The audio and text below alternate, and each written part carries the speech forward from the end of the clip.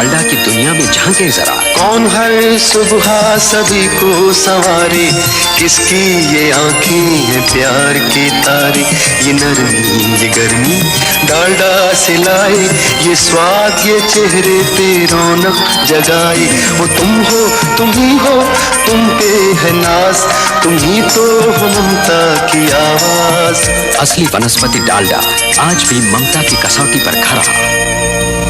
हम गरीब भारतीयों का असली घी कहा जाने वाला खजूर छाप डालडा कुछ सालों पहले तक हर भारतीय के घरों में ये पैकेट जरूर उपयोग किया जाता था। असली वनस्पति डालडा आज भी ममता की कसौटी पर खरा। चाहे पूड़ी कचौड़ी बनानी हो या फिर मीठे पकवान, डालडा में ना बने तो स्वाद ही नहीं आता। लेकिन उस टाइम पर हर मिडिल क्लास इंडियंस का सबसे पसंदीदा ये वनस्पति घी आज गायब होने की कगार पर खड़ा है। लेकिन लोगों ने इसे खाना क्यों बंद कर दिया? क्या वाकई इसको बनाने में जानवर की चर्बी का इस्तेमाल होता था? और क्या आज भी इसे बनाने में जानवर की चर्बी का उपयोग किया जाता है? आइए जानते हैं डालडा का पूरा इतिहास। वैसे इस वीडियो में सब कुछ हम डिटेल में जानने वाले हैं। आज की इस वीडियो को देखने के बाद आप लोगों के मन में कोई डाउट नहीं रहेगा, क्योंकि कहीं ना कहीं अभी भी डालडा का यूज हो रहा है फास्ट फूड और मशहूर हलवाई की गर्मा गर्म टेस्टी मिठाइयाँ बनाने के लिए। आज से कुछ साल पहले तक ज्यादातर चीज़ों को डालडा में ही बनाया जाता था, क्योंकि दूसरे घी और ऑयल के मुकाबले सस्ता होता था। डालडा की शुरुआत होती है 96 साल पहले, जब 1930 के टाइम पर नीदरलैंड की एक कंपनी डेटा भारत में देसी घी के सस्ते अल्टरनेटिव के रूप में वनस्पति घी बेचा करती थी।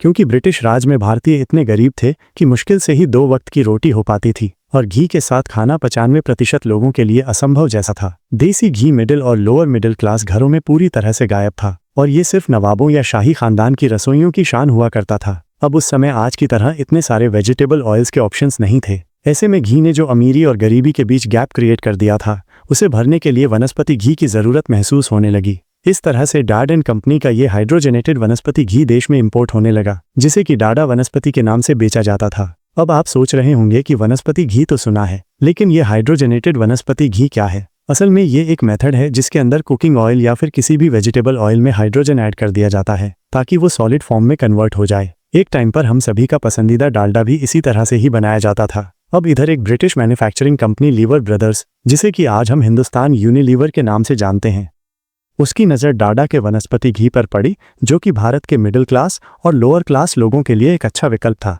बस इसी का फायदा उठाना चाहता था, इसलिए उन्होंने वनस्पति घी बनाने की तैयारी शुरू की, जिसके लिए उन्होंने हिंदुस्तान वनस्पति मैन्युफैक्चरिंग लिमिटेड नाम की एक कंपनी बनाई और शिवरी में एक फैक्ट्री सेटअप की गई। वनस्पति घी को बनाने के लिए बहुत से लोगों को हायर किया गया, मशीनरी लगाई गई और बहुत मेहनत के बाद और कई सारे पड़ाव को पार करते हुए आखिरकार 1937 में प्रोडक्ट को लॉन्च करने में सफल रहा। अब यह देसी घी का एक अच्छा अल्टरनेटिव तो था ही, साथ ही इसकी कॉस्ट भी एक मिडिल क्लास और लोअर क्लास लोगों के लिए एक अच्छा विकल्प था। लेकिन इसके साथ एक बहुत बड़ी प्रॉब्लम थी कि इस घी से एक अजीब सी स्मेल आती थी, जिसे कि इंडियंस बिल्कुल भी पसंद नहीं करते थे। इसीलिए स्वाद और सुगंध के मामले में देसी घी के सामने डालडा को खड़ा करना कंपनी के लिए एक बहुत बड़ी चुनौती बन गया। डालडा को मार्केट में लॉन्च हुए 2 साल हो गए थे और इतनी बड़ी मार्केट होने के बाद भी वो अपनी पहचान बनाने के लिए स्ट्रगल कर रहा था। कंपनी भी परेशान थी, इतना सस्ता और टेस्टी होने के बावजूद क्यों नहीं लोग खरीद रहे हैं। तभी कंपनी को एडवर्टाइज करने का ख्याल आया और एडवर्टाइज एजेंसी लिंटास से एग्रीमेंट किया, जो कि अपनी शानदार मार्केटिंग स्ट्रेटेजी के लिए आज भी जाना जाता है।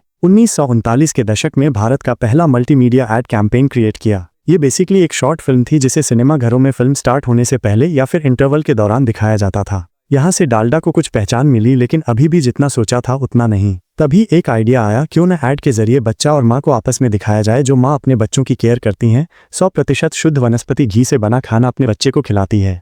इस तरह से धीरे धीरे लोग देसी घी के इस सस्ते अल्टरनेटिव का इस्तेमाल करने लगे और डालडा की मार्केट एक्सपैंड होती चली गई। कंपनी ने हर तरह के कस्टमर्स की नीड को फुलफिल करने के लिए एक नई स्ट्रैटेजी बनाई, जिसके तहत उन्होंने अलग अलग साइज में डालडा के पैकेट मार्केट में उतारे, जिससे हर एक वर्ग के लोगों के लिए खरीदना मुमकिन हो गया। डालडा की कीमत देसी घी के मुकाबले बहुत कम थी, इसीलिए गरीब और मिडिल क्लास वाले लोगों के लिए डालडा खरीदना कम खर्चीला साबित होता था। इसके अलावा इसे कुछ इस तरह से एडवर्टाइज किया गया था, जिससे लोगों को लगने लगा कि ये स्वाद के साथ साथ सेहत के लिए भी बहुत फायदेमंद और 100% शुद्ध वनस्पति घी है। 1940 से 1960 के दौरान देश गरीबी से जूझ रहा था। दूध और घी की बहुत कमी की वजह से सरकार ने भी वनस्पति घी को काफ़ी प्रमोट किया, जिससे डालडा कंपनी को बहुत ही फायदा हुआ और शुरुआती 40 सालों तक कंपनी मार्केट में लीडर बनी रही और 1982 तक तो ये कंपनी बाजार में अकेले ही 90% मार्केट पर कब्जा करके बैठी रही।